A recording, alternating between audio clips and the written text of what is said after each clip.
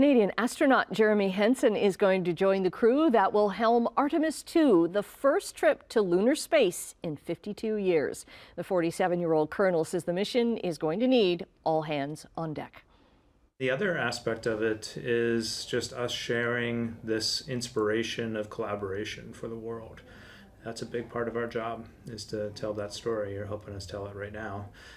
But that's a big part of this mission. You know, it was already clear, like we were standing on the shoulders of the people who came before, like you said, Garneau, Roberta Bondar, and so on. They all built this legacy here of respect, reliability, real operators that can be trusted.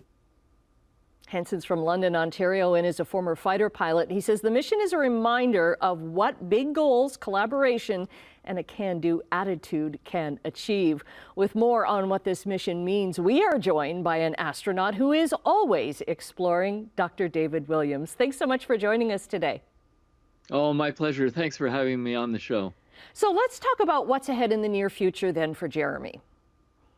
You know, the next year or so is going to be like drinking from a fire hose. The crew has to learn all about the systems of the Orion capsule. They need to go through the choreography of the mission. They're going to be testing out all the control systems of the capsule itself to make sure that they're ready for Artemis II and landing humans on the moon again.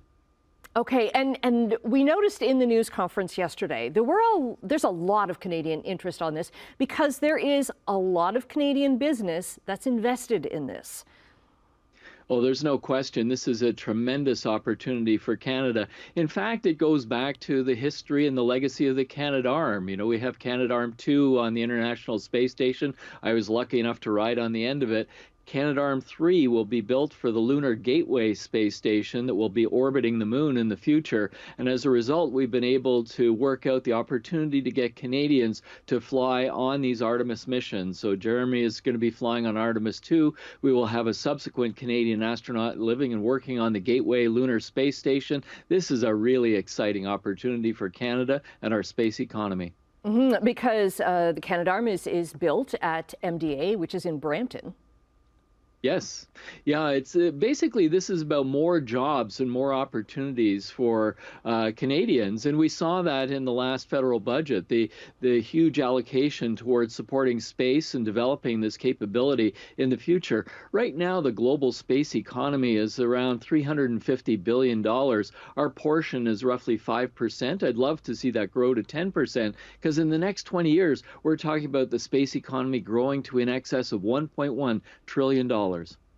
And a lot of people say, well, you know, we've got problems down here on Earth, but there's so much that space exploration can help us with, scientific experiments, health experiments. Well, there's no question. It's not only about the research, you know, it's about technology development. Right now, I'm working with Leap Biosystems, and we're developing augmented reality technologies for space medicine that could be used in northern Canada. But more importantly, the technology from space can help us on Earth. I have a book coming out in May called Space on Earth, How the Closed-Loop Habitability Systems of the Space Station can be used on Earth to help save the planet. What are you most excited about for the Artemis missions?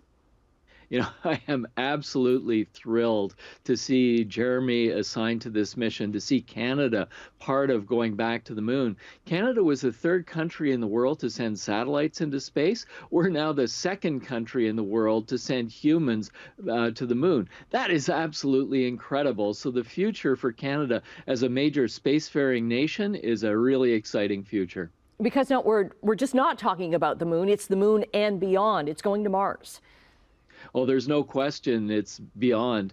And, you know, when we talk about these missions, I was 14 when I watched the Apollo 8 mission go to the moon. There are going to be kids watching Jeremy go to the moon in 2024, and they'll be inspired, and they may apply to become an astronaut or become an aerospace engineer and be involved when Canada is part of the international partners that will send humans to Mars. And that's really incredible that the Canadian that will first walk on Mars may be watching this today.